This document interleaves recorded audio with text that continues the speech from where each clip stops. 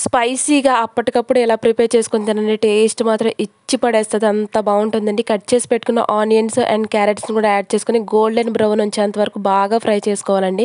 అదేంటోనండి అసలు నాకిష్టమైన food cook చేస్తున్నా అంటే చాలు నా ఫేస్‌లో ఒక స్మైల్ వస్తూ ఉంటదండి. అందరికి ఇలాగ వస్తదా లేదో నాకైతే తెలీదు గానండి. నాకు మాత్రం నాకిష్టమైన ఫుడ్ ప్రిపేర్ చేసుకొని తినేటప్పుడు చాలా స్మైలీగా తింటానండి నేనైతే. ఎందుకంటే నాకు ఫుడ్ అంటే అంత ఇష్టం. ఏదైనా స్పైసీగా తినాలన్నా, స్వీట్ తినాలన్నా సరే నాకు అట్లాగే అనిపిస్తూ ఉంటది.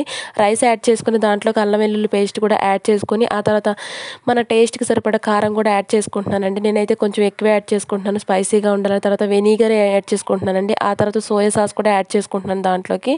దీన్ని మీరు ఫ్రైడ్ రైస్ అంటారో లేకపోతే ఏమంటారో అది మీ ఇష్టం అండి. నిజంగా టేస్ట్ మాత్రం చాలా బావుందండి. ఒక్కసారి మీరు కూడా ఈ స్టైల్‌లో ప్రిపేర్ చేసుకొని తినండి. లాస్ట్‌లో చికెన్ మసాలా కూడా యాడ్ చేసుకుంటున్నానండి. టేస్ట్, ఫ్లేవర్ గాని అబ్బో! చాలా బావుందండి. నిజంగా అసలు ప్రిపేర్ చేస్తుంటేనే ఎప్పుడెప్పుడు తినాలనిపించింది. లాస్ట్‌లో అయితే కొత్తిమీరతో గార్నిష్ చేసుకొని తింటే అద్దిరిపోయిందంతే. ఒక్కసారి మీరు కూడా ప్రిపేర్ చేసుకోండి.